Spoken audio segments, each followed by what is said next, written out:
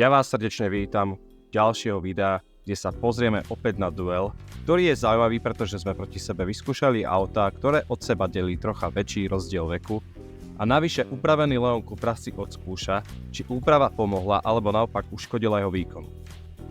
Proti o dosť mladšiemu Meganu RS Trophy, ktorého už poznáte z predošlého videa. Poďme sa spoločne pozrieť na to, ako tento duel dopadne.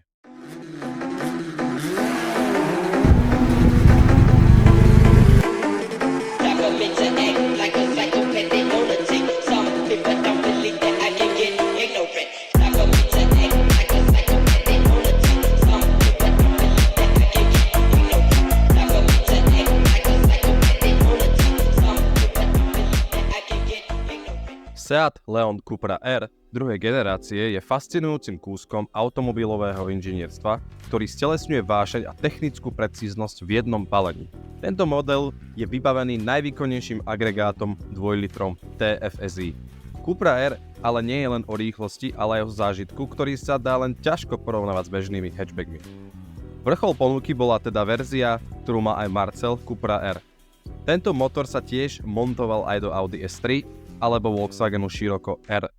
Zrýchlenie z 0 na 100 zvládne za približne 6 sekúnd a maximálkou to dotiahne až na 250 km za hodinu, čo na hatchback z roku 2013 vôbec nie je zlý údaj.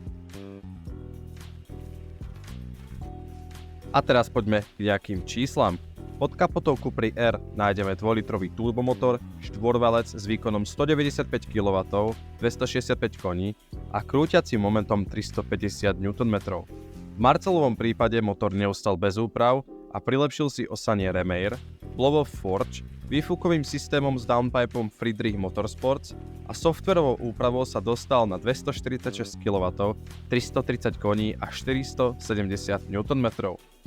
Výkon sa na cestu prenáša pomocou 6-stupňovej manuálnej prevodovky na predný náhon, avšak nemá mechanický samosvorný diferenciál LSD, namiesto toho je vybavený elektronickou uzávierkou diferenciálu XDS.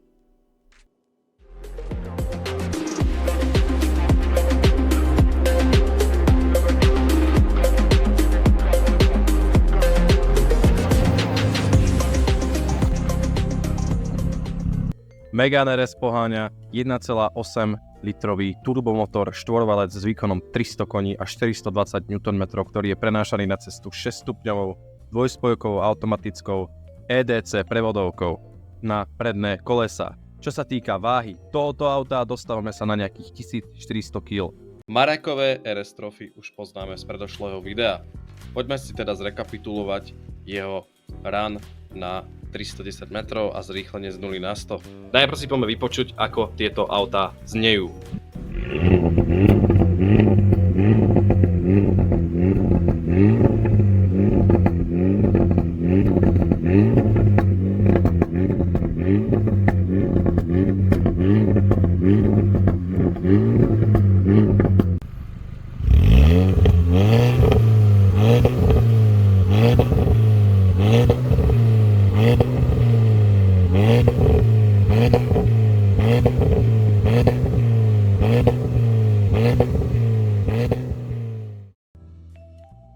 V našom prvom teste si zmeráme zrýchlenia z 0 na 100 a následne 310 metrov zo statického štartu.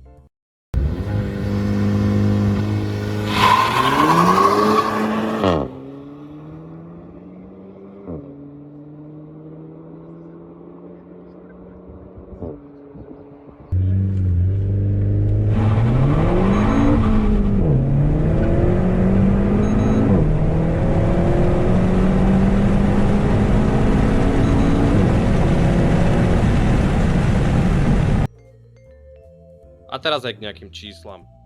Z 0 na 100 nám to Megane RS zvládol za 6,57 sekundy a 310 metrov za 12,59 sekundy. Poďme sa pozrieť, ako to zvládne Marcelov Leon Cupra R.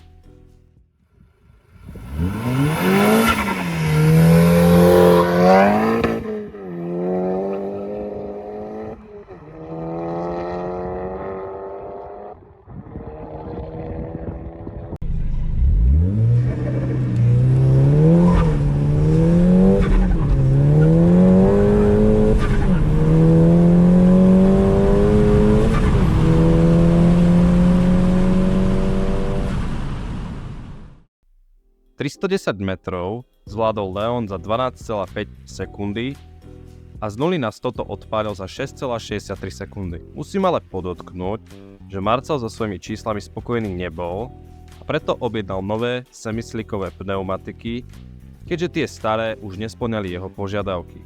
Preto sa do videí bude chcieť vrátiť a vyskúšať si opäť znova zmerať svoje časy. A ako predposledný challenge tu máme Drag Race.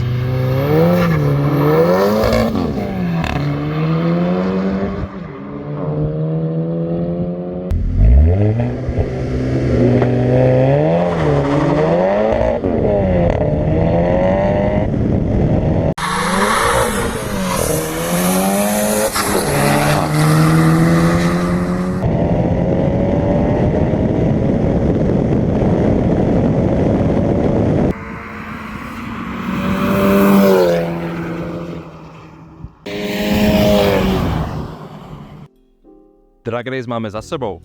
Leon Cupra R aj napriek handicapu pneumatík a manuálnej prevodovky oproti Marekovej EDC rýchlej prevodovky zase doháňa víťazstvo 30 koňami navyše. Tu môžeme vidieť, že úpravu softvéru, ktorú má, je poctivo urobená. Narážam tak na autá, ktoré sme z vlastnej skúsenosti aj napriek ich zvýšeným výkonom videli viackrát prehrať aj proti slabším autám. Ako posledné nás čaká Rolling Race. Poďme rovno na to.